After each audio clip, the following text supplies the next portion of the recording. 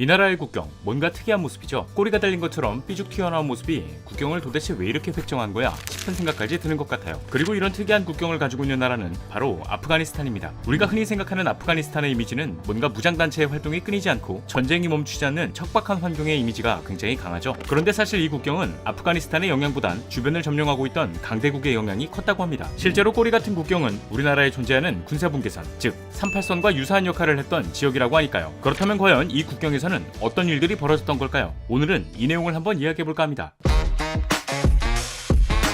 자, 오늘 저와 함께 살펴볼 지식 가이드는 누구도 원하지 않는 땅, 왁한 회랑입니다.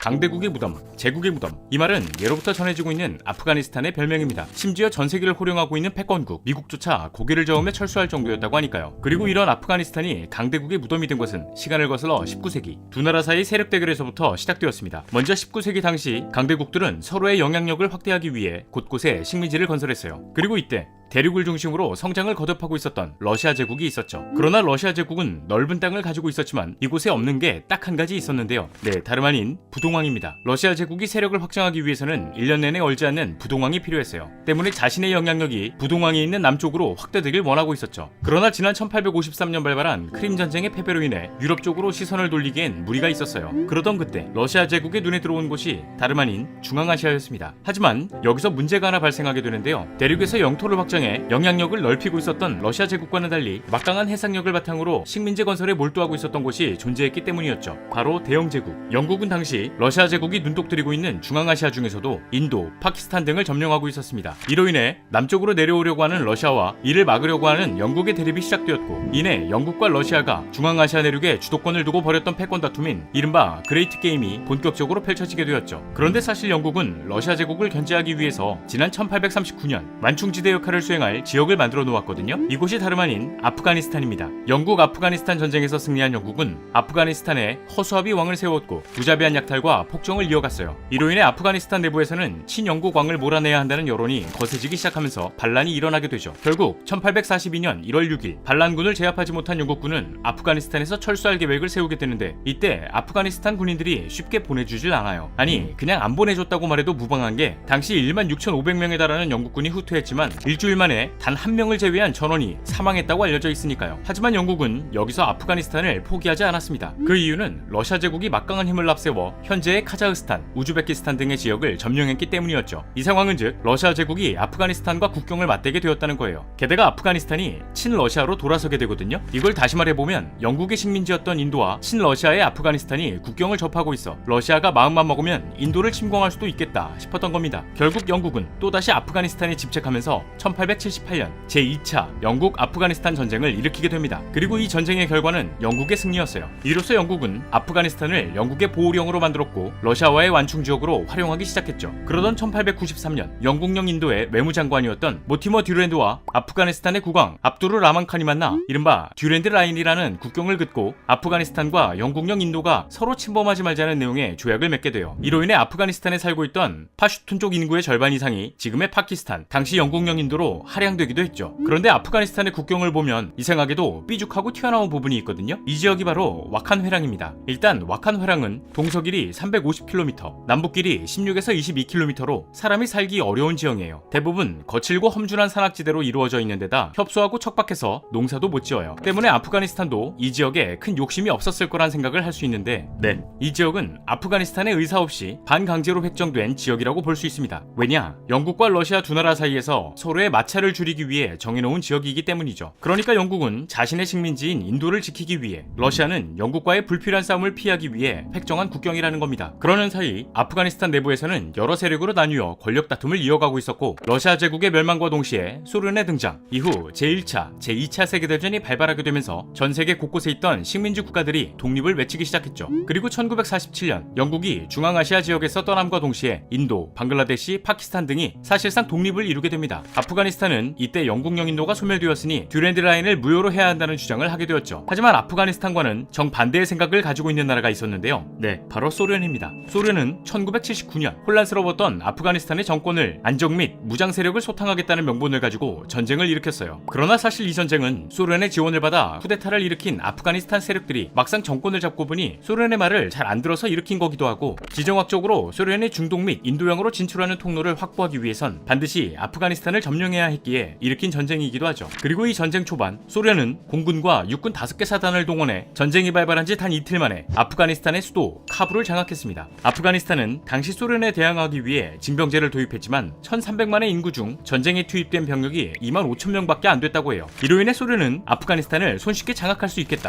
이런 생각을 가지게 되었죠. 그런데 아프가니스탄의 국민들은 소련에 대한 반감이 너무나도 컸어요. 일단 외세의 침략이라는 분노의 감정이 극에 달해 있었을 뿐만 아니라 소련은 아프가니스탄 국민들이 믿고 있었던 이슬람교를 인정해주지 않았기 때문이었죠. 결국 아프가니스탄 이슬람교도들을 중심으로 무장단체가 결성되는데, 여기서 나온 무장단체 여러분들도 한 번쯤 들어보셨을 거예요. 바로 무자헤딘. 무자헤딘은 아프가니스탄의 산악지형을 이용해 소련에게 게릴라 작전을 펼치기 시작했어요. 이에 반면 산악전에 대한 경험의 전무와 전차를 주축으로 전쟁을 이어가던 소련은 피가 말릴 수밖에 없었죠. 심지어 이때 당시는 사회주의 진영과 자본주의 진영 간의 잠재적인 권력 투쟁, 즉 냉전 시대였잖아요. 이 상황을 지켜보던 미국은 아프가니스탄에게 암묵적으로 무기를 지원하면서 소련의 상황을 더욱 악화시켰죠. 그렇게 약 10년간 이어졌던 전쟁은 소련군의 희생과 막대한 경제적 손실을 남긴 채 1989년 소련의 철수로 끝이 나게 됩니다. 하지만 소련이 아프가니스탄에서 철수할 때 친소련 정권을 세우고 떠나게 되는데, 이게 또 문제가 되면서 여러 개로 나뉜 무자헤딘 파벌들이 자기들끼리 싸우기 시작해요. 전쟁하면서 무기도 받았겠다, 외세의 침략도 사라졌겠다, 이슬람교를 중심으로 생겨난 무장단체들이 본격적으로 활동하기 시작한 거죠. 그리고 이 중심에는 아프가니스탄을 점령하기 위한 파슈툰족의 무장단체 TLB가 있었습니다. 그런데 여기서 문제는 TLB가 아프가니스탄에서만 활동했던 것이 아니라 2001년 미국에게 선을 넘어버린 사건을 일으키게 되었죠. 아프가니스탄은 이 사건의 주범을 은닉해 주었고, 미국은 이에 상상할 수조차 없는 분노를 느끼며 곧바로 군대를 아프가니스탄으로 파견했습니다. 하지만 이때 아프가니스탄 바로 아래에 있는 파키스탄이 길을 열어줄 수 없다 라는 뉘앙스로